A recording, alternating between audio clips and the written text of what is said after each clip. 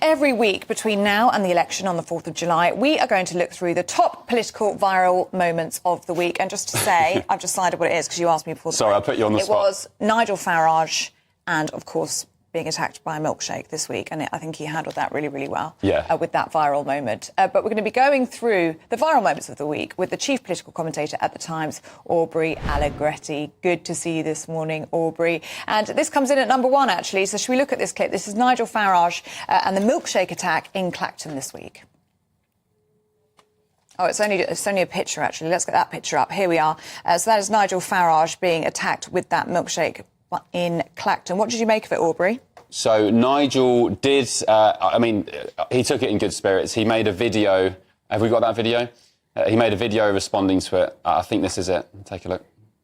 My milkshake brings all the people to the rally. So there we go. So a 25-year-old woman has been arrested and charged for that incident, so we can't talk about that too much. But in the wider conversation, Aubrey, about the safety of MPs or, politicians, does this say something about, maybe during election times the leaders of parties need a bit more protection, do you think? They're certainly really vulnerable at this election, probably more than previous ones. And it's not just party leaders as well. Unfortunately, if you really look into it, lots of candidates standing across the country are being afforded extra security and protection and advice about how to protect themselves because of the growing risk from people trying to cause them harm. Now, obviously, Nigel Farage is used to being a sort of Marmite politician. And so I suspect that he managed to own the situation quite well. He sort of came out of it and made a joke of it. It obviously also does give him some attention as well. So at the start of the week, when he was announcing his candidacy to stand in Clacton and running as leader for Reform, it sort of probably had the opposite effect of maybe what some people might have intended to do to him, and instead kind of elevated his profile. Should we look at this next viral moment this week? It's Ed Davey playing Jenga in the Blue Wall in Greater Manchester this week. We've got a picture of this. But I don't want to put ceiling on our ambition, so let the whole lot go.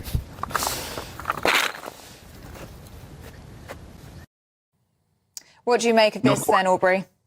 Not quite as fun as some of his previous other stunts, but Ed Davey actually told me about a year ago that the Liberal Democrats, the main thing that they wanted to do when they were out canvassing at an election campaign was to have fun, because I think they know they're a third place party. At this election, they're going to be quite squeezed to some extent because so much of the focus is always on the main two parties. We had the head-to-head debate between Keir Starmer and Rishi Sunak, which is all about a presentation of the next Prime Minister. But Ed Davey is going about this campaign trying to draw attention to himself, have a bit of fun, and also raise some important issues. You just played some pictures of him there in a care home. Ed Davey's been talking this week about his story as a carer to two people, and it's actually really effective. It means that people get to know him as a person. They don't see him as a slightly more serious, stuffy politician. Yeah, he got lots of stick at the start for the water slide stunt and the bike ride, people calling him juvenile, but me included, I've warmed to him. I think it's nice to have a bit of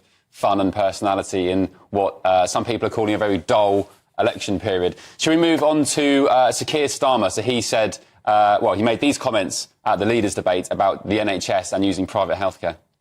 Absolutely no if your loved one was on a waiting list for surgery. No. Thank you very much. I don't use private health. Okay. I use the NHS. That's where my wife works, in one of the big hospitals. As I say, it runs through my DNA. OK. Thoughts, Aubrey? Well, I mean, I probably feel like he thought he had to give that answer, but it's not sort of technically Labour's position because, of course, Labour is allowing people to use private healthcare providers where the state can't help them quickly enough. That is the position of the Shadow Health Secretary, Wes Streeting. Now, Keir Starmer's obviously got a background, a story to tell about his wife working in the NHS and his mum being a nurse, so he really wants to hark back to that sort of personal story and show his commitment to the NHS. But is it terribly practical? In this election, people aren't looking for sort of ideologues. They want people who are going to put forward real plans to save the NHS because they look at the situation that it's in and wonder whether it's terribly sort of sustainable on its current footing. So I suspect Keir Starmer could have handled that by talking a little bit more about his plans to improve it by offering, for example, 40,000 more GP appointments a week, he says, by closing things like the non-dom loophole. I suspect that would have been a sort of better way to answer that question. Yeah, and critics are saying that, if you're a multimillionaire like Sir Keir Starmer, you should free up space in the NHS and go private. There's no shame in that. But reacting to the leaders' debate, that debate where Starmer featured, was the Conservative Party headquarters, who put together a Gogglebox-style TV show getting former MPs and ministers to react to what was going on. Take a look at this. We're live in Salford for the very first time in this election. It's Sunak versus Starmer, the ITV debate. He looks better, his shirt's been ironed.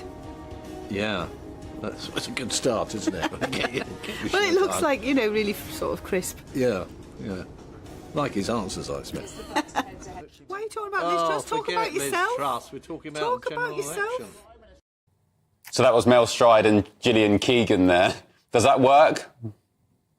I sort of respect CCHQ for trying to have some fun in this election campaign, because the mood inside the building has been pretty dour and sort of funereal otherwise. I did wonder when I was watching it whether perhaps these two cabinet ministers were auditioning for a future potential podcast they might launch if they don't manage to hold on to their seats at the general election.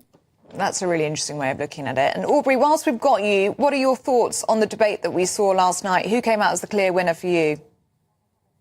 Well, I mean, the clear loser was probably Rishi Sunak, the man who wasn't really in the room, because he was criticised on all sides at the top of the debate by people, including one of his own cabinet ministers, Penny Mordaunt.